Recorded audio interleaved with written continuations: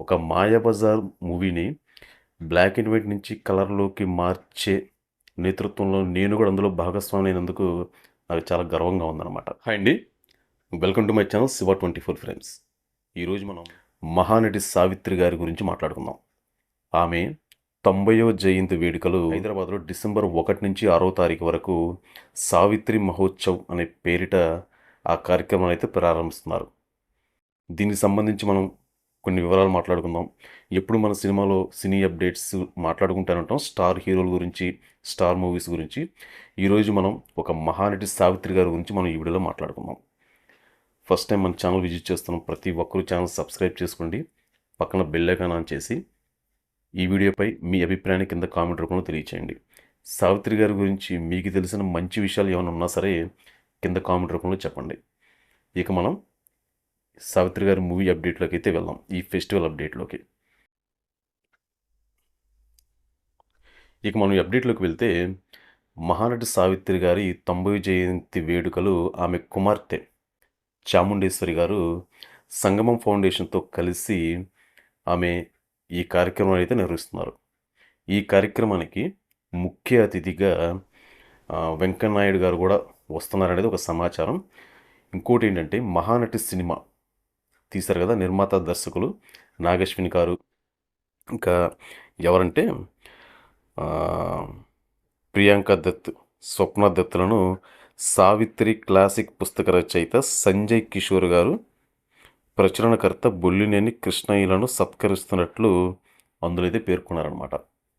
ఇది ఈ కార్యక్రమంలో మనం మహానటి సావిత్రి గారి గురించి మాట్లాడుకుంటే నిజంగా ఆమె సినిమాలు కనుక మనం చూస్తే ఇప్పటి తరానికి ఇప్పుడున్న జనరేషన్కి ఆమె నటన, ఆమె సినిమాల గురించి తెలియకపోవచ్చు, కానీ ఒక 30 సంవత్సరాల క్రితం వెనక్కి ఉన్న వాళ్ళకైతే ఆమె నటన, ఆమె సహజ నటన, ఆమె నటించిన సినిమాలు ప్రతిదీ ఎంత సూపర్ డూపర్ హిట్ అయిన మూవీస్ ఉన్నాయో మనందరికీ తెలుసు. ఆమె నటించిన ప్రతి ఒక్క చిత్రం కూడా ఒక కళాఖండం అయితే మనం అనుకోవచ్చు.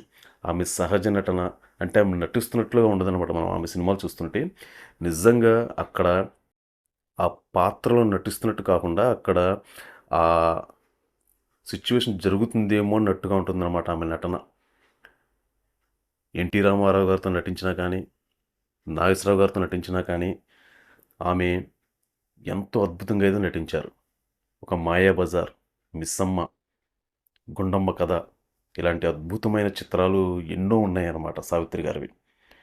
మాయాబజార్ అంటే గుర్తొచ్చిందండి, మీకు అందరికీ తెలిసే ఉంటుంది. Mayabazar movie black and white to colour convert అయింది కదా, ఆల్మోస్ట్ ఒక 15 ఇయర్స్ బ్యాక్ ఈ సినిమాని బ్లాక్ అండ్ వైట్ నుంచి కలర్లోకి అయితే కన్వర్ట్ చేశారు. ఇప్పుడు ఈ విషయం నేను ఎందుకు చెప్తున్నానంటే, ఈ Mayabazar black and white to colour చేయడంలో అప్పుడు నేను కూడా ఆ కంపెనీలో వర్క్ చేశాను.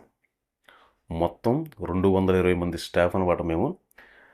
అలాంటి ఒక అద్భుతమైన కళాఖండాన్ని మేము బ్లాక్ అండ్ వైట్ టు కలర్గా మార్చి థియేటర్లోకి అయితే రిలీజ్ చేశారు అప్పట్లోనే. దగ్గర ఒక 15 ఇయర్స్ బ్యాక్. నిజంగా చాలా అద్భుతం అనమాట.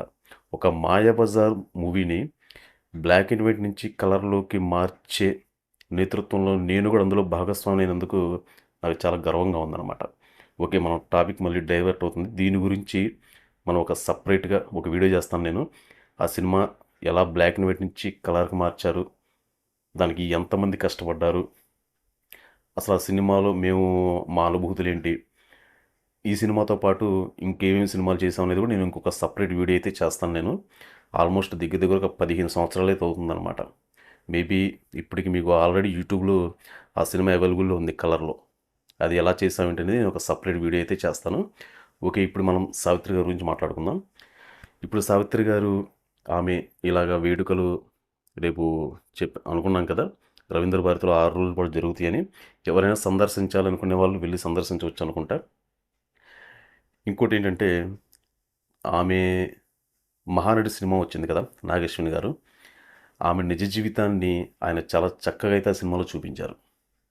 అసలు నిజంగా అంటే సావిత్రి గారిని నిజంగా మనం ఎప్పుడు చూడలేకపోయినా కానీ ఆ సినిమాలో ఆయన చూపించిన విధానం కానీ, ఆమె చేసిన మంచి పనులు, ఆమె అందరితో కలిసిపోయి కలివిడిగా ఉండే ఆమె ఆ, స్వభావం ప్రతిదీ చాలా కళ్ళకు కట్టినట్టుగా నాగేశ్వని గారు అయితే మాత్రం ఆ సినిమాలో చూపించారు.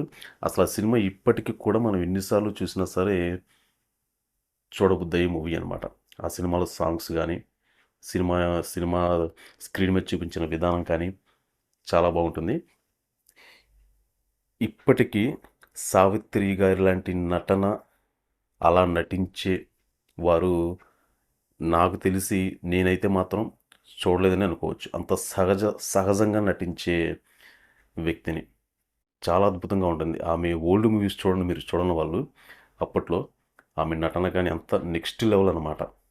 కానీ కొన్ని కారణాల వల్ల కొన్ని కొన్ని సిచ్యువేషన్లు జరిగి ఆమె సినీ ఇండస్ట్రీకి దూరం అవ్వటం అలా అది మనకు పూర్తిగా సమాచారం అయితే మనకు తెలియదు కానండి, మనం మాట్లాడుకోకూడదు పూర్తిగా తెలియనప్పుడు.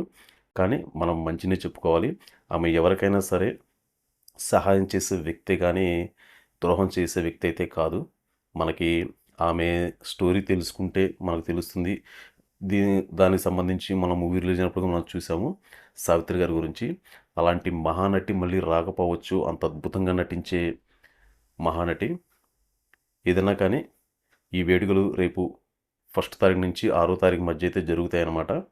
దీని గురించి మరేదైనా అప్డేట్ వచ్చినప్పుడు మళ్ళీ మనం మాట్లాడుకుందాం.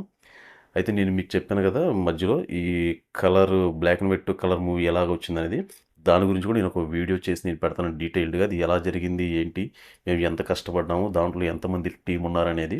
దానికి ఒక సపరేట్ వీడియో అయితే నేను చేసి అప్లోడ్ చేస్తాను. మీకు ఇంట్రెస్ట్ ఉండి ఎవరైనా తెలుసుకోవాలనుకున్న వాళ్ళైతే కింద కామెంట్ రూపంలో తెలియచేయండి. ఖచ్చితంగా నేను దాని మీద ఒక వీడియో అయితే చేస్తాను నేను.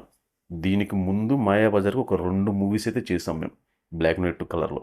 అవి కూడా నేను ఎక్స్ప్లెయిన్ చేస్తాను ఆ మూవీస్ ఏంటనేది, అది ఏ కంపెనీలో చేసాం ఏంటనేది. ఇదండి ఈరోజు అప్డేట్. తిరిగి మళ్ళీ రేపు మరొక మూవీ అప్డేట్తో మళ్ళీ మనం కలుసుకుందాం.